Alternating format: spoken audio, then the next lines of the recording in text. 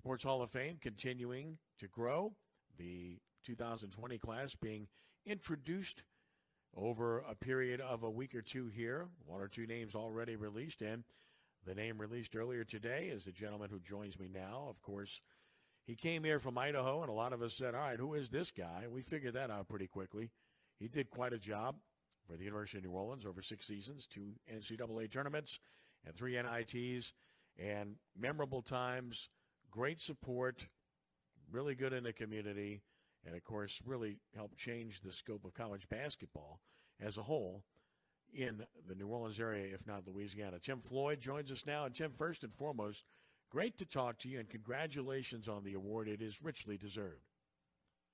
Well, thank you, Kenny. It's good to talk to you as well, and it'll be fun talking about those old days at UNO, and our adopted home city of New Orleans. Yeah, you love this place. I know it was hard for you to leave. Initially, you didn't want to leave for Iowa State, and then it was just too good an opportunity to depart, and recall that well. But when you first got here, of course, they had some success. Benny Dees had really good teams. The year before you got here, they had success, and then you had to kind of a little bit start over, and yet you got your team in the NIT the first year. You took this job because you are from the South. You knew New Orleans pretty well. You liked it here, but you also took it because you thought you could be successful here. Well, I thought that the urban jobs were great jobs. There were players in the area. I had never been in that kind of situation before. At El Paso, we would literally have to go 12 hours to try to find a player. University of Idaho, I remember taking that job and telling the alumni that the heart and soul of our team was going to be the Idaho athlete, and I'd been there about 6 months and found out that those players just weren't in the area, and I had to tell them that the heart and soul was going to have to come from someplace else. And so we and the arms and legs as well. But we got down there and got into a situation where Tulane was not working at the time. They were out of business because of the gambling scandal. And we kind of had the whole city to ourselves, we thought. And then all of a sudden, Perry Clark and Tulane came rolling in there 6 months later, and I think they made us better. But it was a wonderful opportunity that Ron Maestri gave me at that time. I felt like we were a long shot, given the fact that we were 2,000 miles away and coming to an area that I was familiar with. Having worked with the New Orleans Saints in their equipment rooms for 6 years, from the time I was 16 to 21, and growing up in Hattiesburg, I knew how much talent was in the area. We had a lot of their players at the University of Texas El Paso, 5 kids from the greater urban area of New Orleans. So, I was really excited about the job, and things went well because we had above average coaches and we had above average players. So many guys we could cite, of course, during that time, and yet you can easily focus on a few that were really good players. Initially, Tony Harris, who was quite an athlete, he was good enough to play in the NFL. We saw the Saints took a look at him. Tank Collins, a really good player, of course. Everybody knows about Irvin Johnson, what he came in, was able to do. Melvin Simon, of course, was another guy that certainly comes to mind. Gerald Williams, Dedrick Willoughby. Look, bottom line is that good coaches are good coaches because they get good players. You guys got good players, and you coached them well. The result was obvious. Well, 4 of those young men that we had during that 6-year period ended up making NBA rosters. Dedrick Willoughby played with the Bulls for a while. Mike McDonald made a roster with the Philadelphia 76ers. Of course, Irvin Johnson had a 14, 15-year career. Tony Harris got a cup of coffee in the NBA as well. So we had great players. And, you mentioned that we had 2 NCAA tournaments, and one of the things we were up against the first 3 years we were there is that the conference was a brand new conference, the American South Conference, and the NCAA put a 3-year moratorium on us being able to go to the NCAA tournament. And we won the conference the first year and the conference tournament, and we're not allowed to go to the NCAA tournament. And then the second year, we also had a great year, and we're not allowed to go to the NCAA tournament with a team that I thought was one of our better teams. But we just had a stretch there where we were able to find guys that weren't highly recruited, other than Melvin Simon, who was one of the top 5 players in America. And the city was rich in talent. There were guys like Dedrick Willoughby that didn't have a phone call from anybody in the country.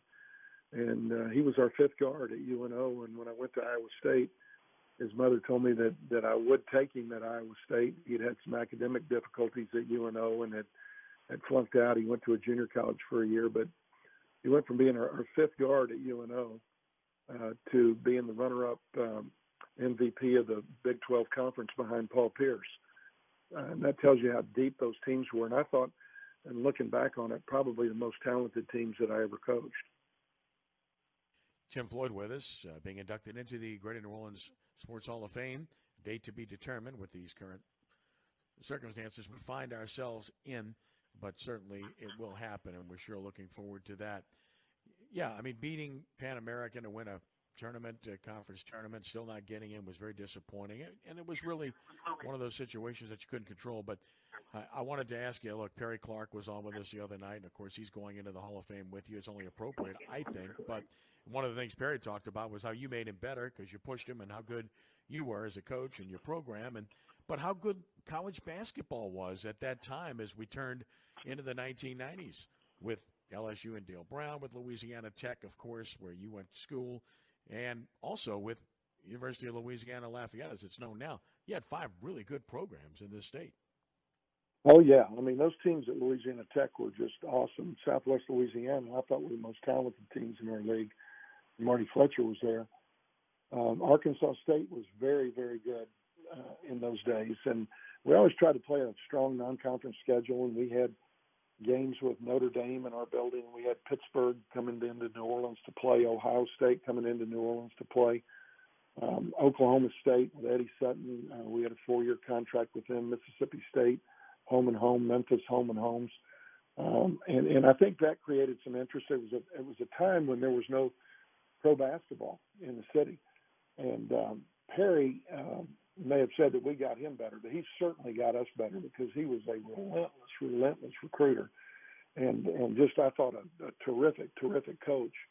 And we went at each other. I mean, I didn't like the guy, and I know he didn't like me, and we were going back and forth at each other in the papers. And Perry and I have actually become really, really good friends, and it's not unlike my situation out at USC. We were 9 miles away from UCLA, and they were the powerhouse in town. And Ben Howland and I couldn't stand each other either, but we talk 3 times a week now.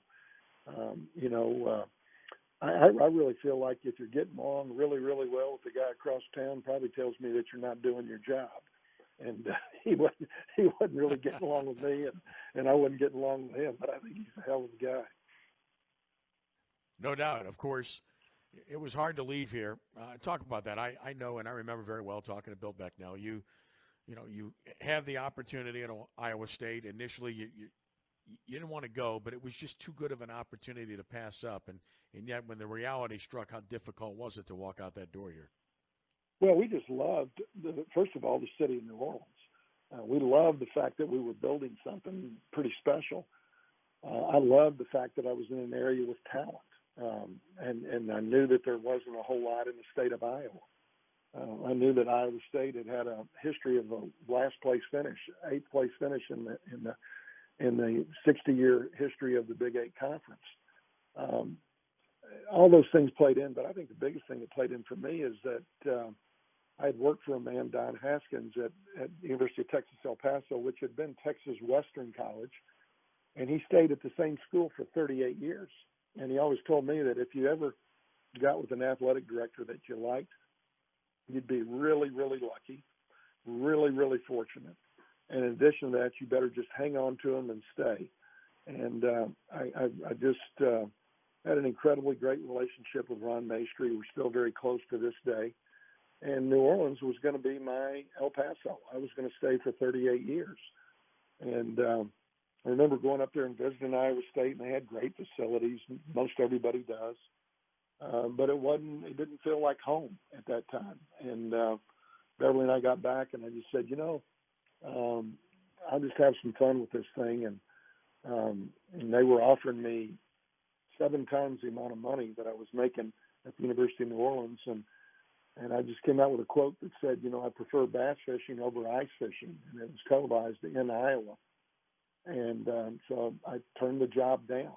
And I remember that Tom Benson sent me a telegram the next day, and it was front page of the sports page of the Times-Picayune. The headline was, "It's not about money." And Tom Benson was quoted about how refreshing it was that a coach would stick around and not base everything on money, and it should be about competition, it should be about loyalty and all those things.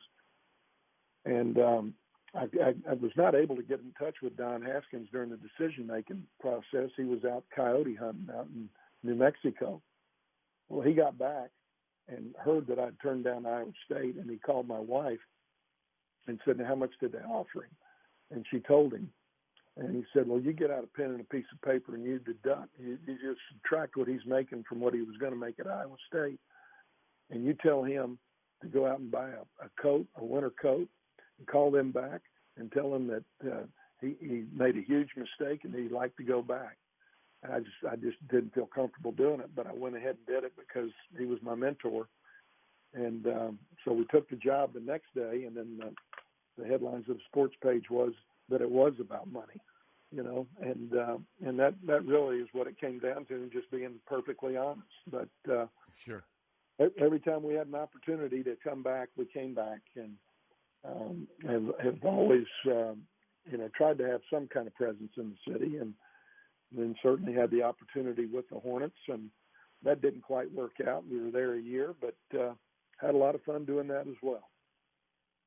Jim Floyd with us, and you bring up jackets, and that's a really interesting topic with you. Jackets and ties.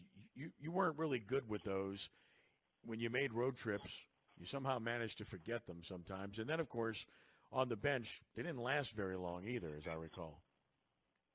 Well, they did later in my career when I put on about 35 pounds. I decided I needed to keep that coat up and wrap up a little bit, in that coat. I didn't feel real comfortable. I didn't look nearly as sleek in those days, but I just never understood why. Everybody in the gym's wearing, T-shirt and shorts and might have a sweater on. And heck, the coaches are working harder than anybody in the gym except for the players. And, they got us sitting over there looking like prima donnas in sport coats and ties.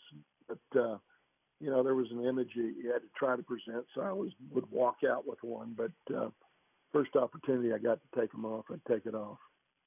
You did indeed. Of course, on to the Bulls, and we all know the saga there. You walked into a virtually impossible situation, and yet it was not something that you could turn down.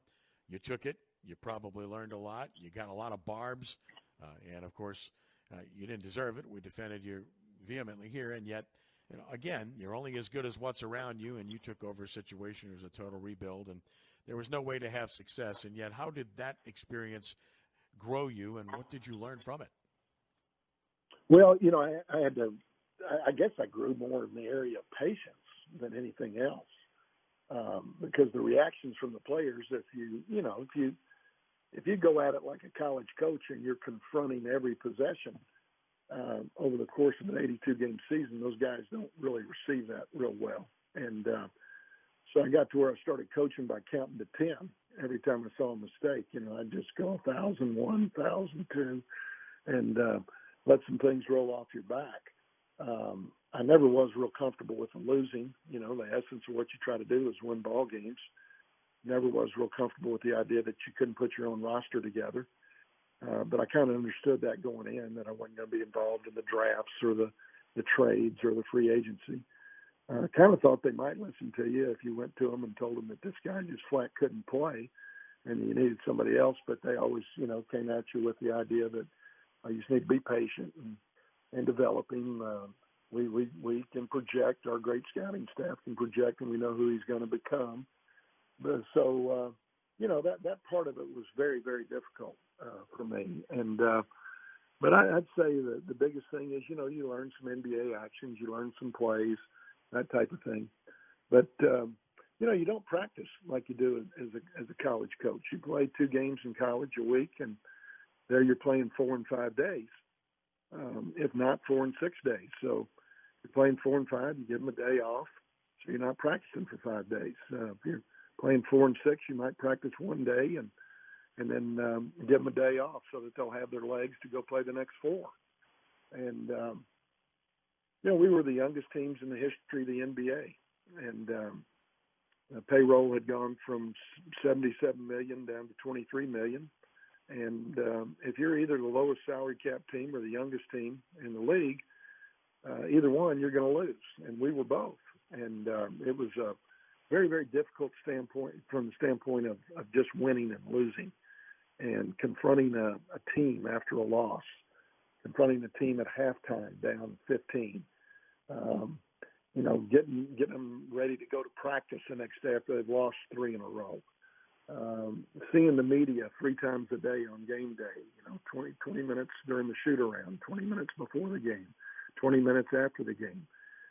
When the losses pile up, there's only so many things you can say without it looking like excuses and not turning on your players. So, you learn a lot of patience media-wise. You learn a lot of patience in terms of approaching players that are vulnerable, that are going through losing. I've always said that when guys are winning, sometimes they can be a little unrealistic, and when they're losing, they can be very vulnerable. And just trying to keep everything as a cohesive unit and flow into the next game, all those things I think served me well as I continued on with my career. Jerry Krause, obviously a seminal figure with the Bulls. First, he obviously loved you and attracted you to the job. People know the story now, but did he sell you a bill of goods first off? And secondly, did he get a bad rap with this whole thing we just saw over the course of a few weeks? Well, one thing that a lot of people aren't aware of, and what actually happened, I was portrayed as his fishing buddy, and that couldn't have been any more false than what actually happened. 1988, our first year at the University of New Orleans, 10 years before I went to work there, we had the smallest team in the United States. And we played Louisiana Tech 3 times that year, and Louisiana Tech was comprised of P.J. Brown, who was 6'11". They had a guy named Randy White, who was 6'9", 240, who was a lottery pick with the Dallas Mavericks. And they were big. And Jerry Krause scouted Randy White 3 times thinking he was going to be the next Karl Malone, and they all happened to be against our teams, University of New Orleans. And we were fortunate enough to have won all of those games, those 3 games. And Jerry walked up to me after the game in the conference tournament and introduced himself and said, "I just want to let you know you're going to be our next head coach one day." And I just kind of blew it off and dismissed it. I thought it was really nice. It was a little over the top. And he started calling me once a week from 1988 to about 92 or 93, inviting me to come up and try to instill the triangle offense and study that from Tex Winter during their training camp, et cetera, which I didn't want any part of.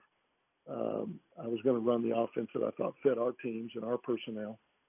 And then from about 93 to 98, he started calling me 4 or 5 times a week. And so I was really privy to everything that was going on during the Last Dance and everything that they were talking about. I knew all the stories and what was really transpiring prior to going there. And really wasn't sure if I was going to do it, Kenny, up until 2 days before I took the job. Had other opportunities during that same time frame in the college game. Things that were back down south, places where I thought, I might have a chance to win a national title, LSU being one of them. And I just ended up, again, being a money-grubbing capitalist that I was. I knew that at that time, the pro jobs were paying a lot more than college jobs. And the pro money was guaranteed. From the day you took the job, that it was fully guaranteed. Whereas a college coach, they could fire you for variety of different reasons. And I just felt like I owed it to my family, being in my early 40s, that I could go ahead and take that risk of taking the job, knowing that it probably wouldn't work out following Phil. But that because it was the Bulls and because they were such a brand that when it didn't work out, I would probably be able to get a better job than even I had at Iowa State at that time. And that's pretty much how things went.